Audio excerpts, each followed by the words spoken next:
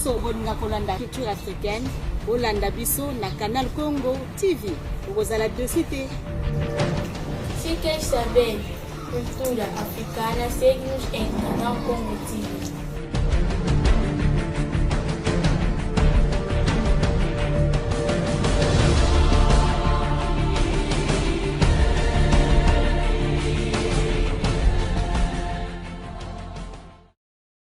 Boza Ebele, Bozo c'est la chronique des journaux version Lingala. Tu as vu que depuis un certain temps, Bozui rendez-vous Nabino na Banamboka pour analyser que Beta Masolo ya République démocratique du Congo ils ont kende wapi uta ils ont indépendance depuis 1960 Maramoni les a relégués surtout avec avènement Oyo il y a état des droits Oyo nouveau régime les a reprenés. Maramisa est belé.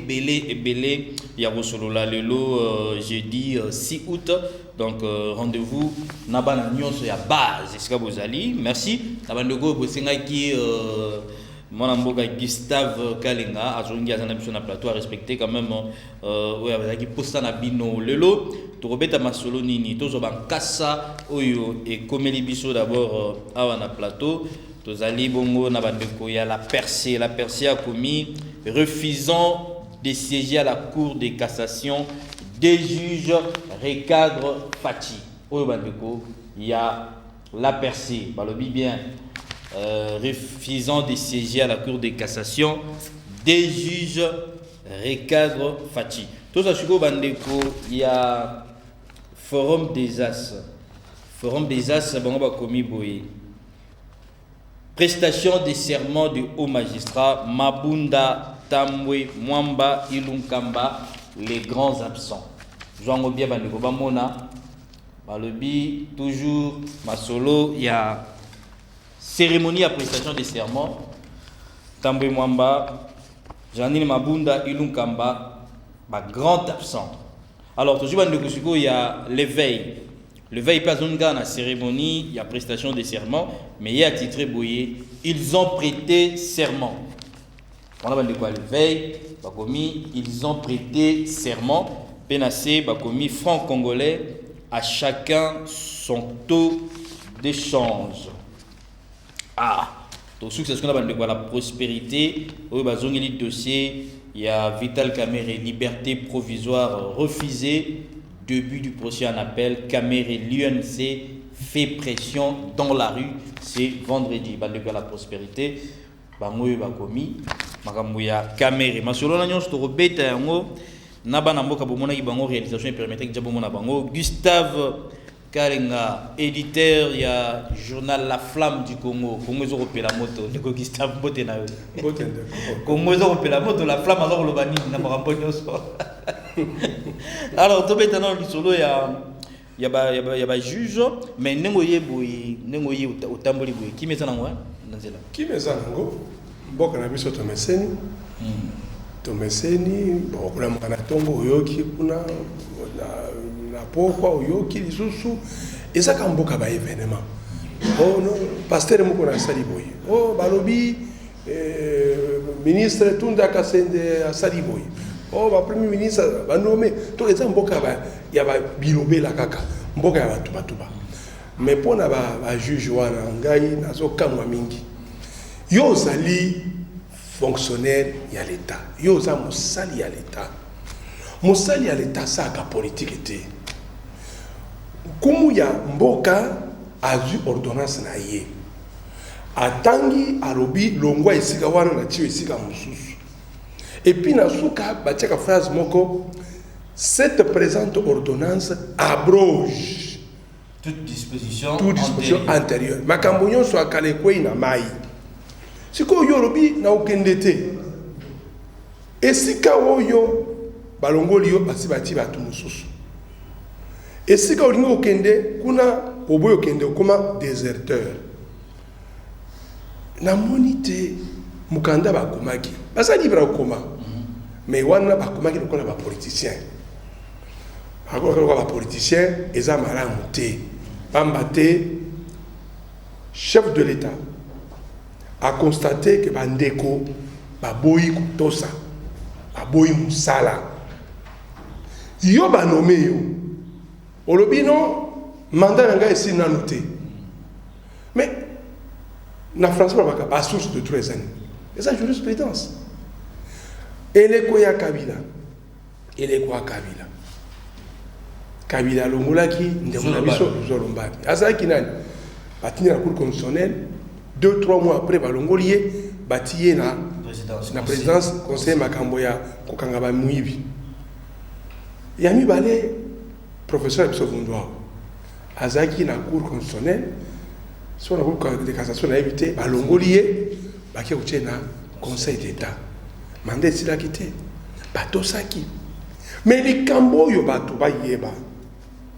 Oyebi na mukolo ya serment bandekumi bale bayakite baboyela ki bango na éviter baboya ki bango moko na éviter mais bayakite na ndenge bayakite ba mususu pe misato bayakite ba konzi mboka ba chef de corps premier ministre bayakite maman Mabunda bayakite tamwe mwamba bayakite ngikolo bake ba sepela kite mais beaucoup sepela te poneni mais le chef de l'État à respecter procédure té na ba nomination na yé baza dans le droit na bango ba c'est là té au moins ba respecter procédure wana il faut toyer balibela balobaka ba accord bande so ba accord biso to kenda signer ba accord kinga kati nani akubimisa biso mukanda ya accord wana makambuni za kati accord eza lokola accord ya Lemera oyo balabiki Laurent Désiré Kabila ba signer na ba Rwandais boy na boy ba kota na mboko yo nani amona ba article wana oto to sala ba accord to signer na kinga kati wala exception ba accord yango mais Kagame azaka maila lobakani les accords sont faits pour être violés oyebi Félix Delorme atali mboka ndenge ezokende 2023 za pembeni akopartager bilan na moto te eza bilan na ye ko eza bilan na ye alingi kucha ordre bande ko FCC baza ko yima pona ni baza sous pouvoir te bato baza na pouvoir baninga botika baninga basala pouvoir bonjour santé za bien analyste politique to beta masolo mwana mboka Gustave qui déjà et le moko amon déjà FCC na masoza deux juges selon bandeko ya la percée bazo deux juges barricadre Fati.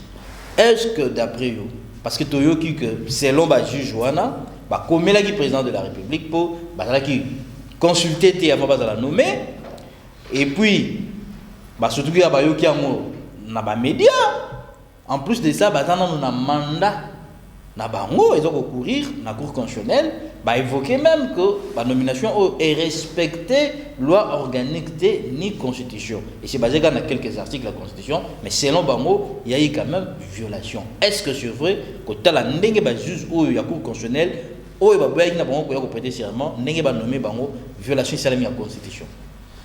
Merci ndeko na malobo pesingai nakanisi na mboka na biso to sengeli koyeba ko respecter ba institution au lieu ya ko passer na ba critique mingi ba critique ya nzela pe ya balabala ndeko yo kanisi penza Félix Tshisekedi ya kokamata ordonnance en violation ya constitution azana cabinet ya Félix Tshisekedi ezali na bato ya pamba tende bato balobakawa moto mosupa koya critiquer à lobby soko yebisi tanga ba conseiller batano ya mokonzi ya mboka yebi pe bangote. Azena directeur du cabinet à Makassi, c'est un professeur d'université, Deko Eberhard Kolongele. Kasi, tout le monde était, moi, mbilinga, et salami wana, des questions juridiques, et Zali Penza soulevé, des problèmes de droit, et Zali Penza posé, c'est plus des problèmes politiques. Pour Nini Nalobi, c'est plus des problèmes politiques. Au Komona, na comportement ya ba juge. Chef de l'État Kamati ordonnance a nommé Bino et a permis Bino à l'ongolio ici Kozaraki a Tindio et Sika Monsusu. Poko bako sale lande ekolo.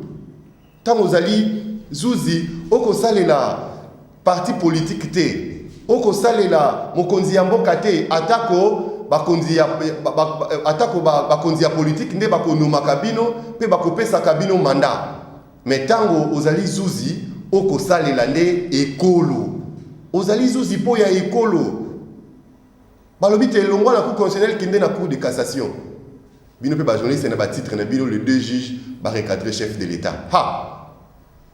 Non, bah c'est là qui droit na bango, bah c'est là qui sentiment na bango. Mais encore au monité que mon amboka Christian.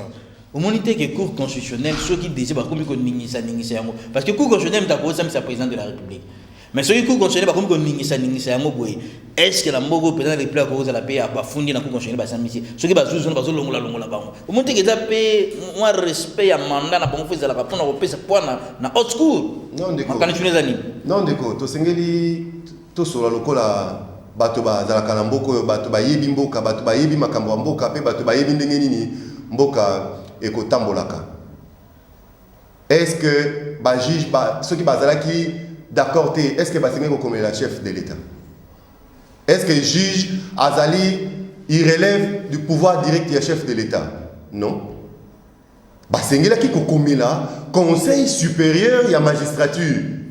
Pe bomoni wana conseil supérieur ya magistrature ba réagir. Ba lobby na bango en dehors 30 jours.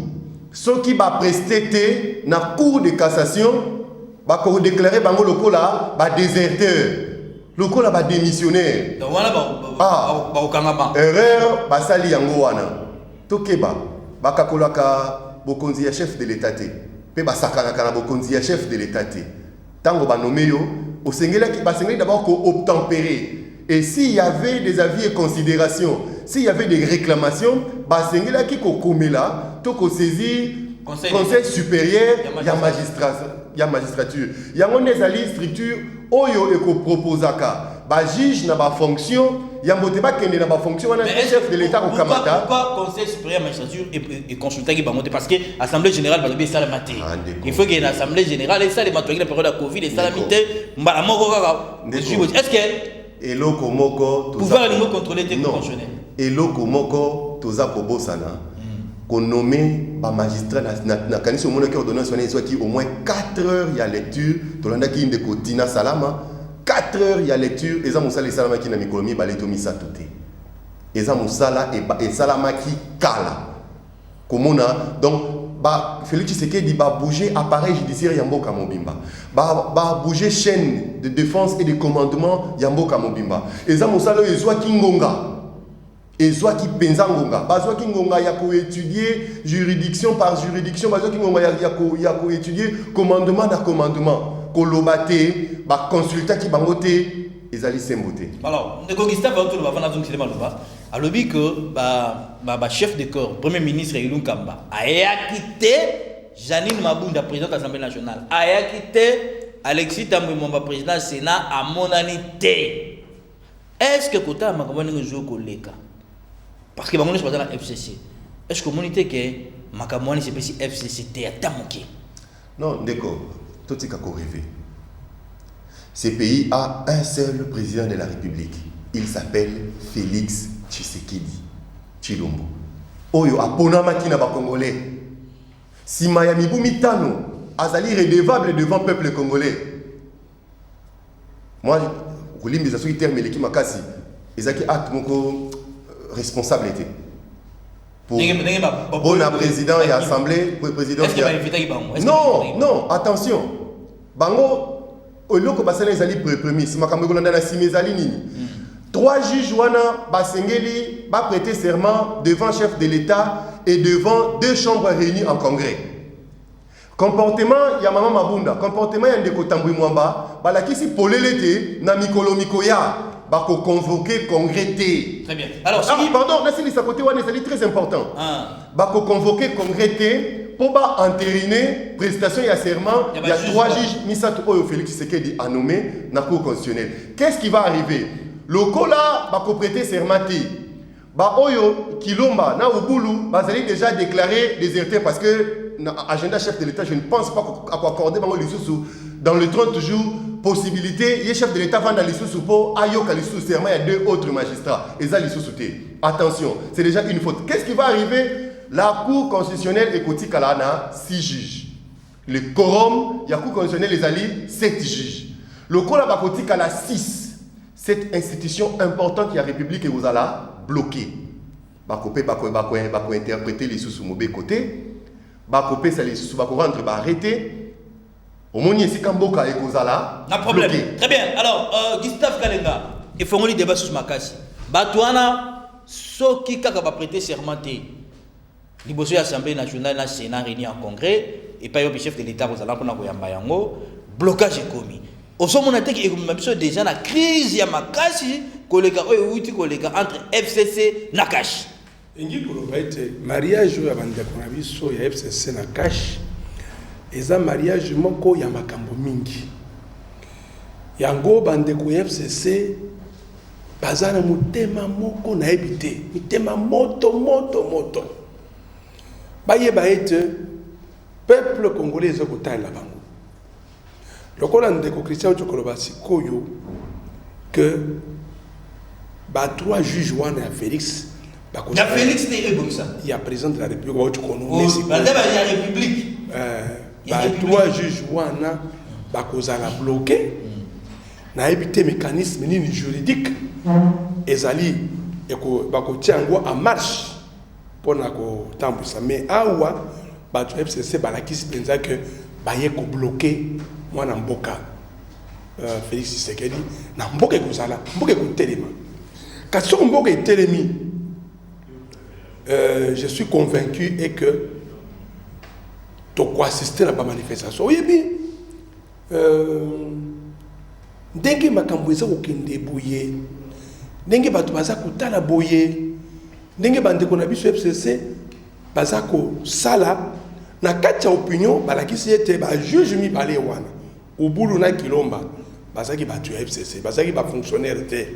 Bazaki ba zuzi oyo bako sala musala ya l'état maman. Comme ba zuzi oyo mais bazaya cash. Comme le besoin ba FCC. Ba ope besoin bazaya cash. Likambote mais kasi blocage et kozala makasi mboka et ko teleme pambate bandeko ya FCC. Tomata to kita. Pona nini bazako banga makambo ya bazuzi oyo bazako nommer à gauche et droite. Mutu nyonso ayebi que masengenya nyonso makambo ya mabe ba péché tolobaka na lingala makambo nyonso ya mabe oyo esami na mboka oyo bandeko FCC baza komitala baza komanyola bamoni penza nzela na bango baokende boloko na bobangi wana batelemisi ba stratégie mingi. Mais pas y est komoko. Nzambe aza nzambe. Mais est-ce que vous pouvez ça est-ce que tout est comme on a moi balbaki crise mo entre premier ministre na ce conflit na président de la République mais balbaki migrer sur l'égalité qui meseli absence na bango. Est-ce que vous pouvez ça souvent koko sauter na boyoka na bango na président de la République. Oh président de la République yende azako gérer mboka. Ndeko Christian Tshokoloba ke tozana chef de l'État obe moko. Akora mongana tomboye a dissoudre le parlement. À cause du Parlement. Et la Kanisi était population lélo. Population à cause de la à cause de Maboko sur le Parlement. Parce qu'il va dire que tiens moi mon boulot. Premier ministre, Azam FCC. Papa Tambo Mwamba, FCC. Maman Mabunda, FCC. Au moins, il copa na bango wana. Lingomba na bango. Et ça, l'ingomba moko, et ça, qu'on s'est payé ça. Population à temps. Mais entre-temps, chef de l'État bengaga président honoraire frère bengaga ba frère mais Kabila zolo bani na utala ko ndenge ba ko to kende na ba to ne ba so la raté Kabila na koyebi so polele Kabila alembi asi asali mandat na ye donc Kabila da pas ma asi asali mandat na ye asali ba bengaga passation pacifique du pouvoir batika okosele makambo batika okosele makambo oyo ye aza kuna te bandeko oyo bazosala nyonso wana na mutu na bango bamoni ke Kabila na accord na ye wana parce que bato tokende osala accord na kinga kati tuna bango bayebisa yo disposition moko oyo bango bakangi na mutu parce que toyebaka les 10 commandements ya Nzambe les 10 commandements tu aimeras ton prochain tu ne voleras pas sikoyo baaccord oyo basinyaki na kinga kati tout la tâche à dire soka yebi disposition moko ya accord ezali makambo ya Félix na Kabila bango mibale. Alors Kabila si akei na ye bandeko baza kotia mobulu pona ni ba moni ke Kabila asali ba accord na ye ya ko sécuriser yemoko biloko na ye na libota na ye abuo pia pa mususu ba okota nde boloko donc ba onager ezali nde ko banga na bobangi wana donc plan wana ezaka ya bango balobi que eza lokola Kabila asundoli bango lokola asundoli bango pe balobi tokufa biso nyonso omoni makambo ya ndeko Kamere asa na boloko elakisi ete état de droit aussi ça na monde alors nangi afana pesa mona mboka Christian Maloba lelo yo soki nalani bato cash yo pozolanda bango bazoloba ke no jurisprudence eza pe source ya droit bazoloba bango balobi ke Kabila olobi yango pe anomaka lozolo bambi est-ce que lelo cash oyo etelemelaka Kabila particulièrement IDPS et comme il y a un exemple, il y a Kabila comme au centre lelo. On a une mauvaise interprétation. Chef de l'État, Azali mo conseil mboka, azala ba conseil makasi. Balobi que source du droit yango wana, jurisprudence. Na makambo to ko sala. Et c'est tozali na molongo. Habité, to sala molongo, pambate oyo azaki liboso na yo.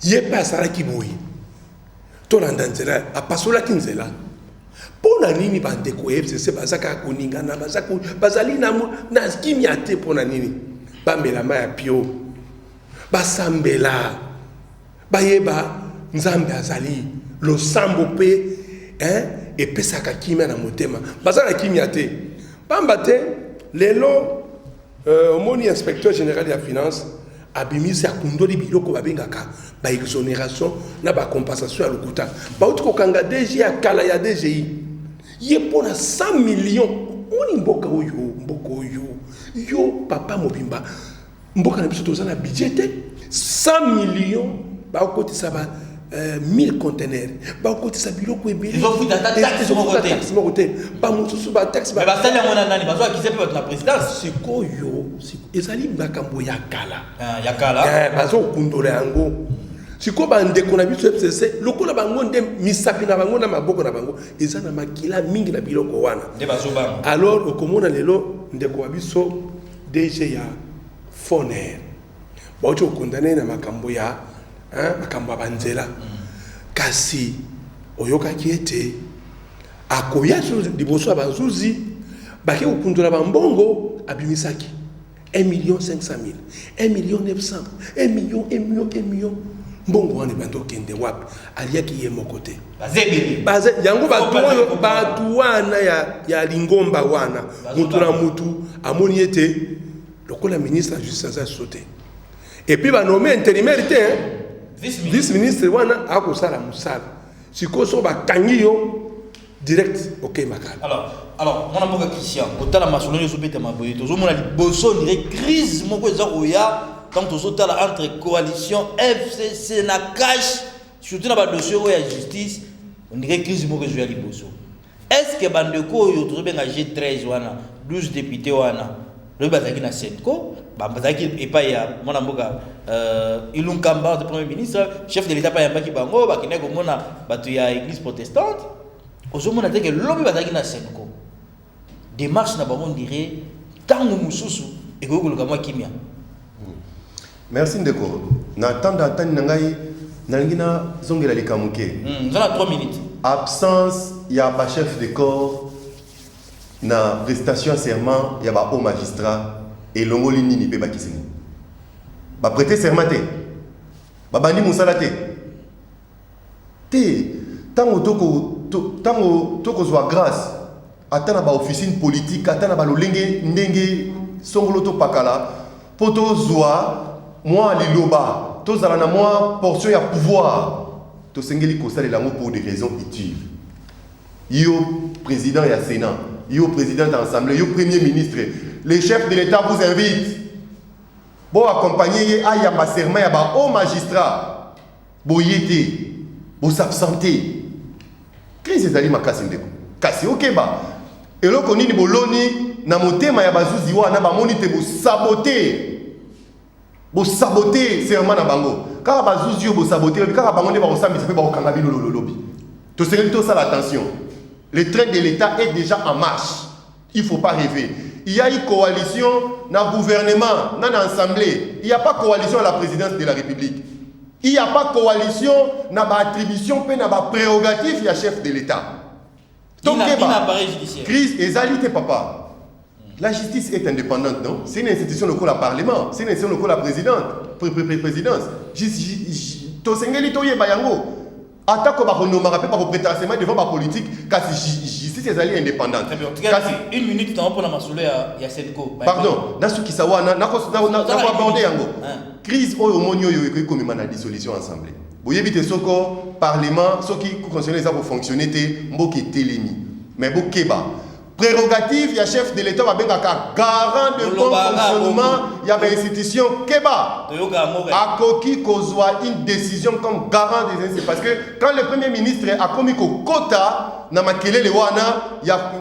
président, il y a une assemblée, il y a crise. Le Premier ministre a représenté le gouvernement. Keba et surtout que la Constitution, il y a que le chef de l'État n'est à Koki interprété ténère, il y a crise. Comme Maïté a dissoudre l'Assemblée nationale. Ce n'est pas la Cour constitutionnelle, ce n'est pas le Conseil d'État, ce n'est pas le Parlement. Il n'y a que lui, le chef de l'État comme institution. Est-ce que le Parlement est dissous?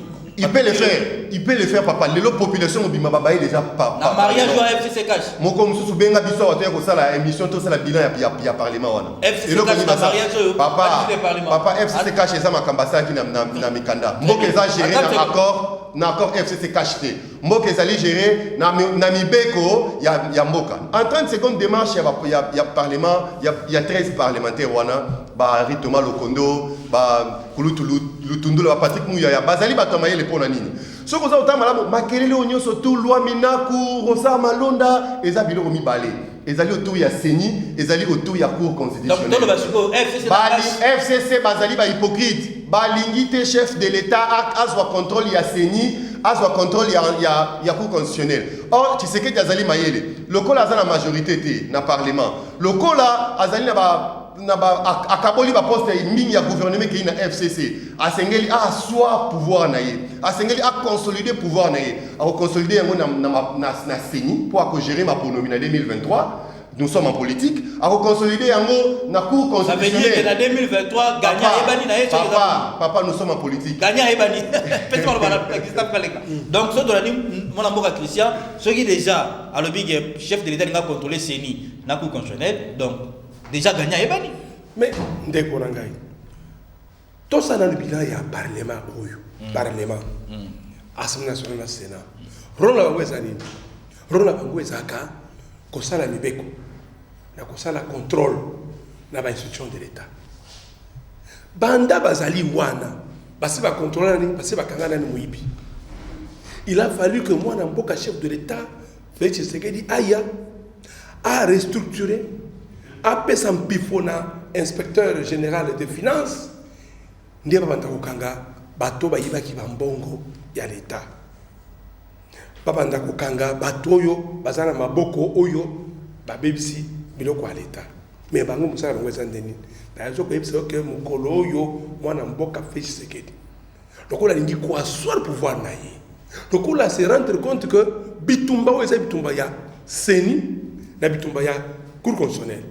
Parce que tant que ça, il m'a dit que nyonso ils ont la Cour constitutionnelle yende à quoi avaliser ou bien à koboya makambo wana bitumbeza pembeni wana mais lokola bango bazali kotia makelele premier ministre il fallait esengela ki yatikala moi mopanzi mais ya koti na bitumba wana chef de l'État mukura ko telema zui big rouge na ye d'accord c'est rappel d'émission alobi na dissoudre le Parlement.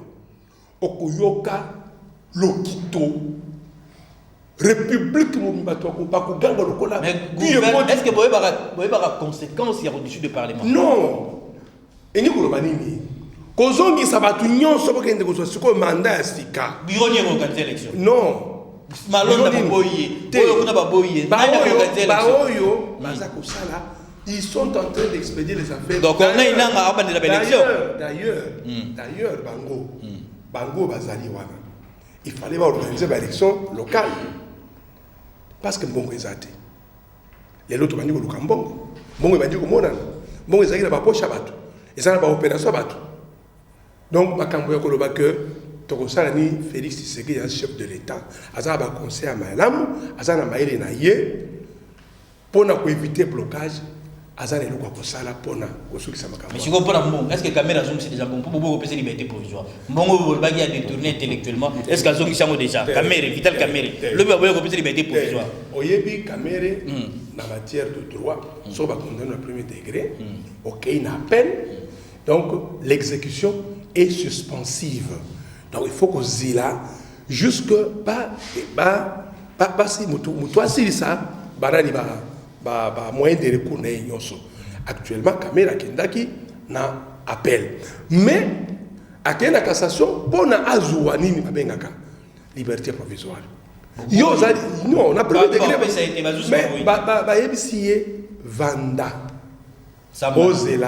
Ozela aussi sabio qu'on a union mais kasi eloko ngana zotala pona nde kamere na ko kelema mutu moko amaila professeur à l'université mais baza au conseil na ba avocat na ye azana collectif ya avocat makasi te abomba mbongo na ye alengele ndenge nini ya kobunda parce que moni ba avocat na ba memaki ye na loyenge ya koloba nini il faut qu'on convaincre juge ngana yiba kimbongo te ngana zali détourneur te juge ayoka juge ayoka akatalikambo caméra monique ba avocat na ye bazangi ba argument na ba audience nyonso soko 5 ba avocat caméra kutu ba lembi kaka mwana oyo Chicho Mokolombe na kabengele de ba ndako bunda mwa muke. Mais le problème est que les lots camérés à ça qui erreur il y a kobanda kolobe la sikoyo kowela ka opinion comme il peut pas opinion botalanga na sate opinion qui chance oyo ya mboka biso ezaki déjà et si baby na mutu na ye omoni temps ba tomasina ba kenda caméra baby déjà omoni ndeka ba tomasina ba kenda kawana na ba embouteillage ya ba saute mouton wana omoni ezaka misato nzela ya changu wana mutu nyonso azaka na losambo moko caméra mbongo nyonso nzela mais caméra de ça sur les moutons ba non yoka moni mutu alubini mbongo ya banzela yango ba kamere bazwaki mbongo tozomona pasi mo déjà ke batu bazole na mutu na yo mais yango wana ba avocat na ye il fallait azwa ba avocat makasi azwa pe balobeli balobeli na ye ya makasi. Alors mwana mboka Christian masole tikalia wa nakati ya cash.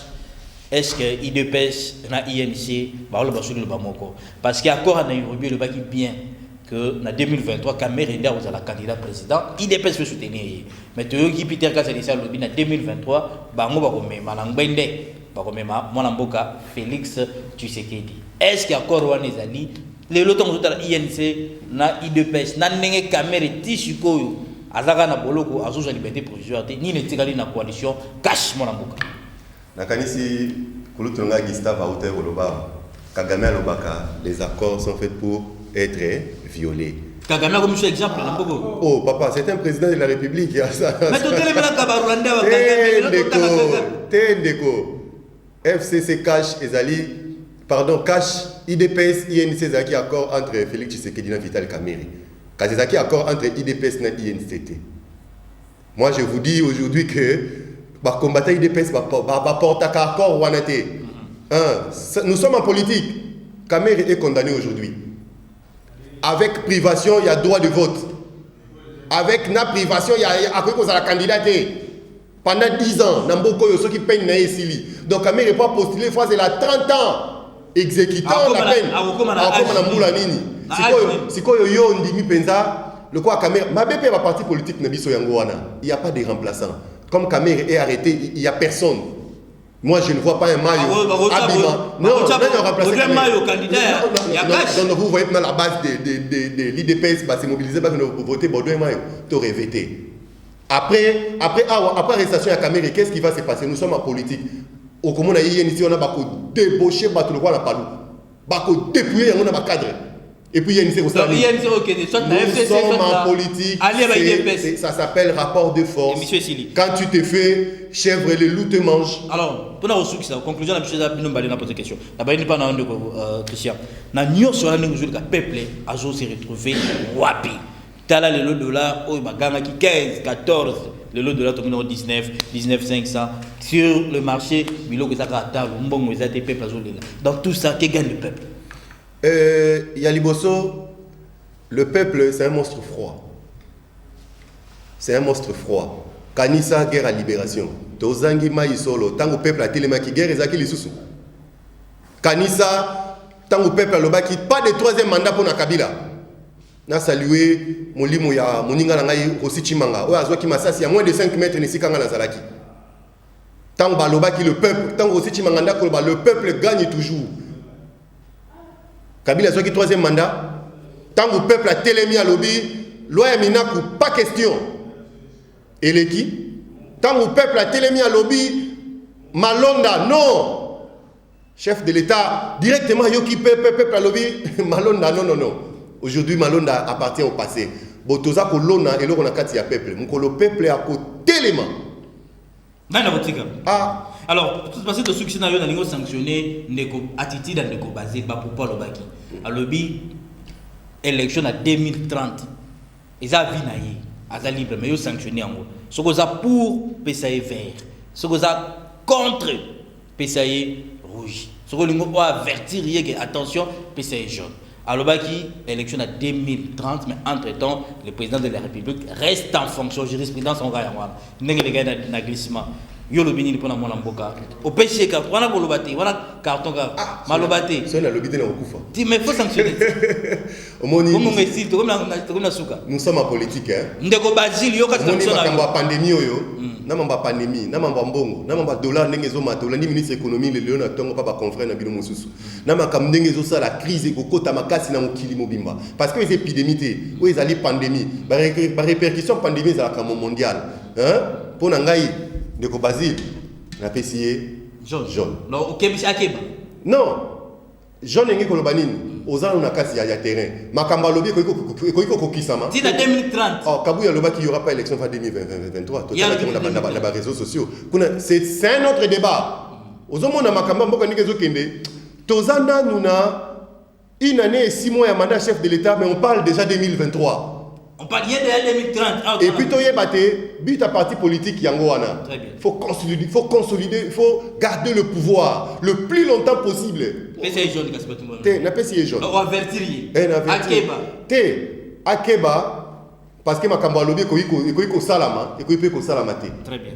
En tout cas, n'a changé sujet mais moi namboka Gustave Kalinga nani yo pour sanctionner attitude wana ba propos ya nan mais qui gagne le peuple question à poser pendant succès dans tout ça ba crise makambutu vous avez 1 minute pour répondre parce que ceci tozaka na majorité mibale bande comme ça biso tozana na majorité na biso tozana na parlement tozana na sénat tozana na majorité mais peuple de mokonzi à terrain c'est la majorité sociologique la volonté populaire. Au moni ba marche zo salema ya batu aide pese salema ki batu ya Jean-Pierre Bemba bimaki na batu naye au moni tellement que peuple a tellement ki mais bande ko mususu ya yebisa ba bimasimawa ba sali marche moko ya mukuse ba temi à partir de la première rue ba saka 20 minutes batu ngo batu akosomba ngi kuloba que c'est une réalité vide peuple akobimisa liloba na ye monde ka bloquer mirako ndenga uchikoloba monde ka bloquer tunda kasende peuple tango obimisa maloba na ye tango mwamba na groupe na ye wana bango misato bakokamwa mais kasi makambo oyo ya Ndeko Bazil ngana so mituna azaka kaka na mboko yo yemta babai makambo est-ce que azaka kaka oyebi baloba kaboy soko mwasi babengane na libala akei oyebi basi andenge wana babimaka mkoni mpona bamona bango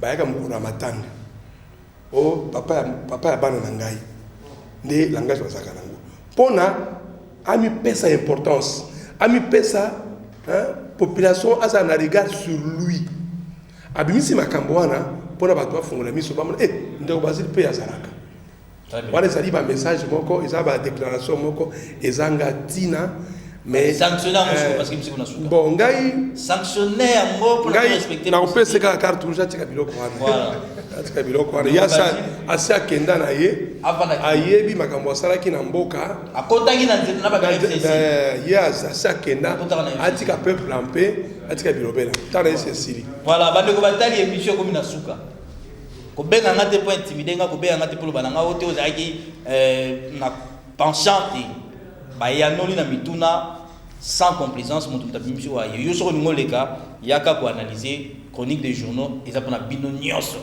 na lingala pona peuple azwa oya ye je sais beaucoup merci parce que zaki na sima et wing merci na yo na musala bosali mais na royebisa mona mboka Franklin Chamala ozaki vice ministre ya plan na landaki yo na concert Sylvie Bongo lobby boye que train de vie ya turo eza mo 70 millions bino matata kitisa ki yamo pe osuki sina liseso nga na pesa kao olobi boza lokola balambi fufu tala quantité mai tala quantité fufu sinon fufu eza la teba ngam na lobaka ngo awa yo lobi yango eza mabete mais na poser une question tant yo ozala ki vice ministre ya plan est-ce que ozala kotala quantité mai ozala kotala quantité fufu okopesa biso réponse biso na bino tokutani mokolo malobi.